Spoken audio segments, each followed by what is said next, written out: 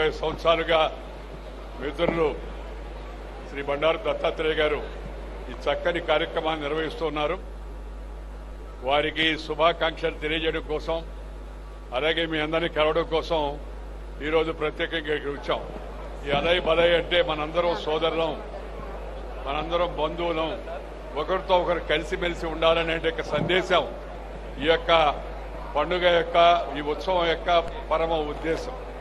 ఇవాళ దేశంలో కులం పేరుతో, మతం పేరుతో, వర్గం పేరుతో, వర్ణం పేరుతో, జాతి పేరుతో జనాన్ని చీల్చే ప్రయత్నాలు చేస్తున్నారు.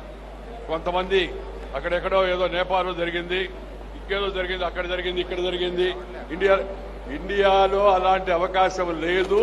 అది ఎవరన్నా ఆశలు పెట్టుకుంటే వాళ్ళు నిరాశ పాలవుతారని చెప్పని ఈ సందర్భంగా నేను మనవి చేస్తున్నాను. ఎందుకంటే ఈ దేశంలో వేషం భాష వేరైనా మనమంతా భారతీయులం.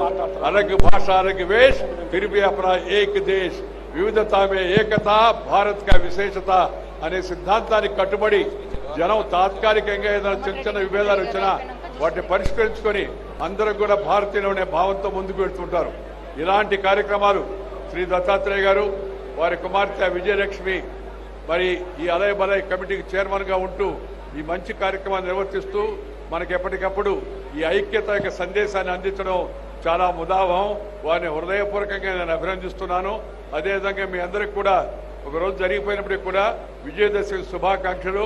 ఈ విజయదశమి మీ అందరి యొక్క జీవితాల్లో మంచిని ప్రోత్సహించాలని, అదేవిధంగా మీ అందరికీ కూడా శుభం కలగాలని కోరుకుంటూ మీ దగ్గర సెలవు తీసుకుని నమస్కారం. జై హింద్. ధన్యవాదాలు.